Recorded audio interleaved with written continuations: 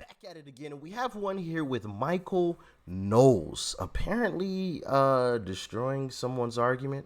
Because I mean, that's what guys like Michael Knowles, Ben Shapiro, Larry Elder, Matt Walsh, I'm forgetting someone, Charlie Kirk, even gals like Candace Owens. That's what they do. They destroy arguments. They don't lose debates. I've even asked you guys several times, are there any videos out there where any of these folks lose a debate? Because I don't want to be just checking out the good videos, right? The quote unquote good videos. I want to check out the ones where they lose or it's close as well.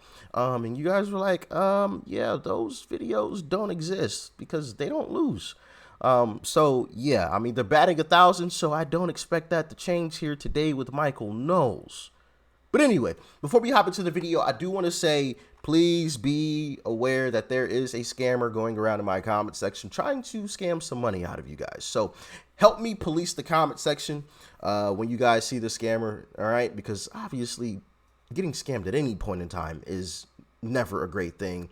And it's definitely not a great thing in times like right now, all right? So please help me police the comment section. And before we hop into the video, make sure you guys hit that like button, all right? And hit that subscribe button if you are not subscribed to the channel. It's totally free. What are you waiting on? All right? Hit that subscribe button and make sure you hit that bell button next to it so you are notified when these videos drop. And let's dive in.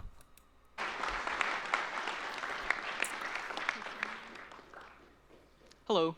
An article was recently published in the LA Times titled, "California's Changing Demographics Will Further Doom Republicans." It starts out with, "Democrats dominate politics in California, and Republicans are doomed for one simple reason: shifting demographics." It goes on to state that California is the future. It tends to be more non-Caucasian than most states. But we're heading into that for the rest of the nation. And how are Republicans doing in California? They've got to figure out how to compete here, or it's the ice age. So, my question is, will conservatives like yourself... But before he continues on, if we're heading towards a California, we are in some deep crap, okay? Because I don't want to be told, hey, turn your thermostat all the way down because we don't have any electricity. By the way, if you have an electric car, don't charge that thing. Don't charge it right now. We don't have the power grid for that. But we forced you to buy those things, so just walk to your job. By the way, we're going to make it extremely difficult for you guys to all purchase weapons to protect yourselves, even though we're having a crime wave right now. So just stay inside. Nah, see, that's not the kind of country that I'm trying to live in. So, yeah, no thanks. California can stay in California, and everything that's going on there can stay there. All right? Sheesh. Acknowledge what Democrats already know. That is, that demographics is destiny, or is that truth a little too uncomfortable for you? I can't believe you just referred to the LA Times as the truth. That's an amazing thing. No, I won't acknowledge a Democrat's truth because I think it's not backed up by historical reality. To give a few examples, 5 of the whitest states in the country. What are the 5 whitest states? You've got Maine, New Hampshire, Vermont, West Virginia, and Montana. Yep. 3 out of those 5 states voted for Hillary Clinton in 2016. Very, very white states. Of those 5 states, by the way, 4 of them voted for Democratic senators, leftist senators, in 2018. That doesn't seem very good for the whiteness argument. When you look at diverse states, not all diverse states, but some, such as Texas and Florida, they have voted reliably in recent years Republican and conservative. On to the point of demographics being destiny, of course... I love how he brought up examples of what he meant or what he was trying to argue, for. Because we checked out these videos where, someone on the left will say something and then, the person that they're debating with or, talking to will say, can you provide me with one example?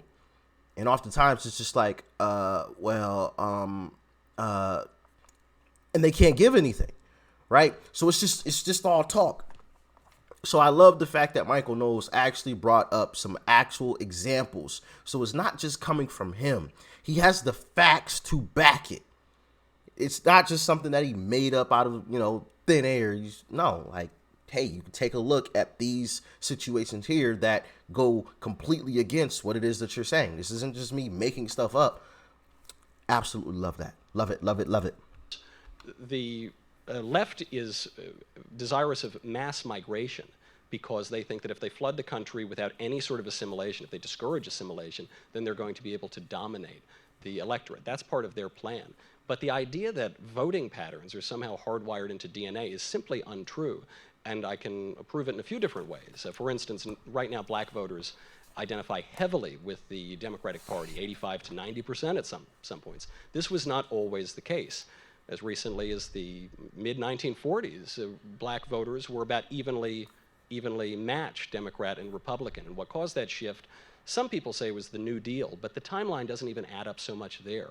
Actually, if you look at the exact date that things really started to tip, it was 1948 when President Truman desegregated, or rather integrated, the military. So you saw Democratic presidents taking up the mantle of civil rights, saying that they care about black people. And then, of course, President Kennedy and President Johnson get credit for the Civil Rights Act, which cemented, at least in recent memory, black support for Democrats. I'll give you another example.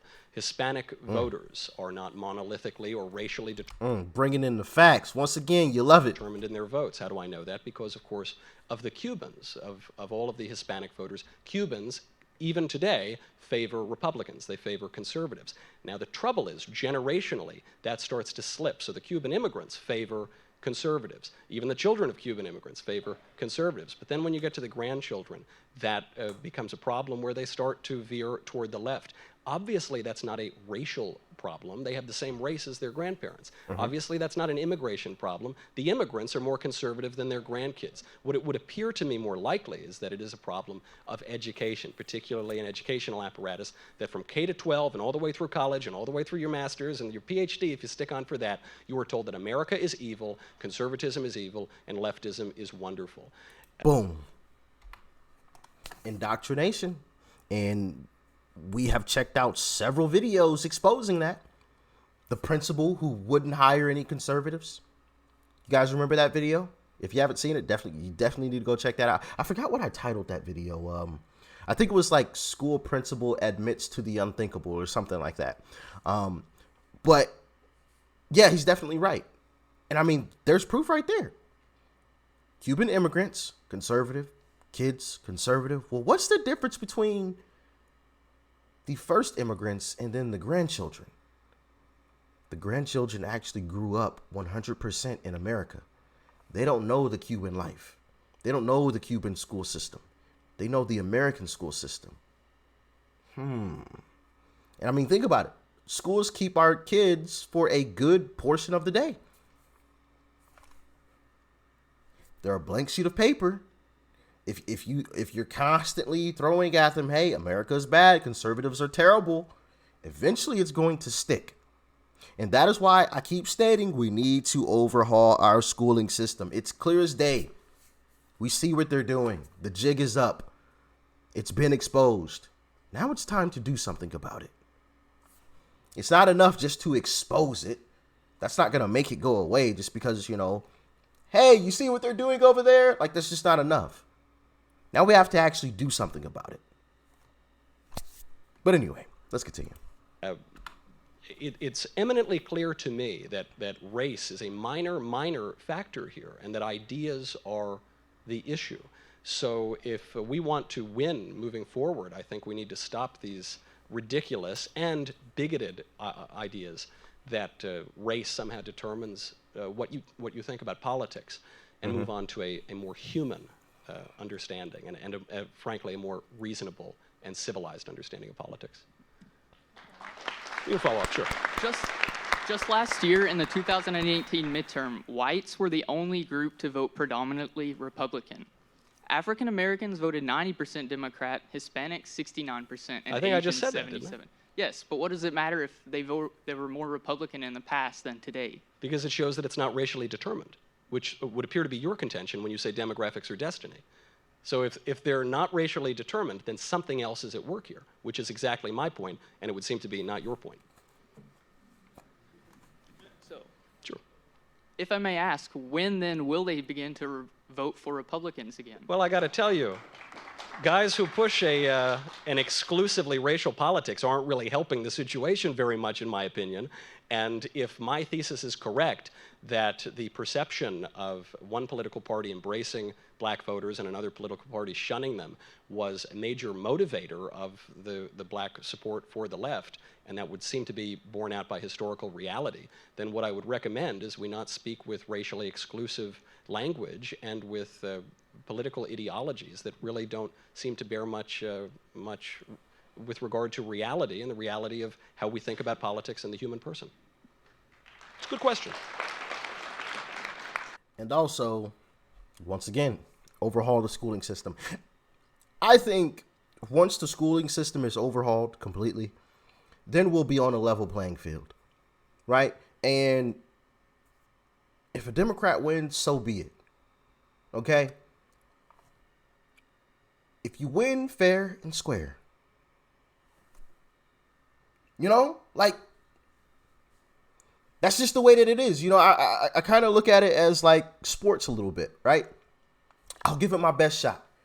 But if I lose, it's fine. As long as I know that I gave it my best. As long as I know I gave it my best. As long as I know that I had a fair shot and the other person was just better. What can you do? You got to live with it, right? So I think once the schooling system is completely overhauled and we take politics and, you know, all of that crap out of the schooling system and actually just teach relevant subjects and topics and just the overall truth and let, you know, students mold into whatever it is that they want to mold into, whether that's left leaning or right leaning, just let them be themselves instead of trying to force them into this funnel to the left, which is what I see is going on currently. And we have videos to prove that. That is not speculation or a conspiracy theory. We've checked out plenty of videos that show that. I think once that is done, honestly, I think this country would really take a lean to the right.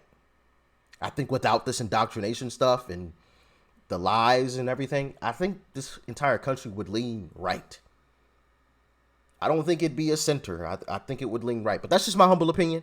Maybe I'm wrong. I could totally be wrong. Y'all let me know how you feel about it in the comment section below. Shout out to Michael Knowles on this wonderful discussion here. Obviously, bringing up the examples is definitely an amazing thing because you don't always see that in debates.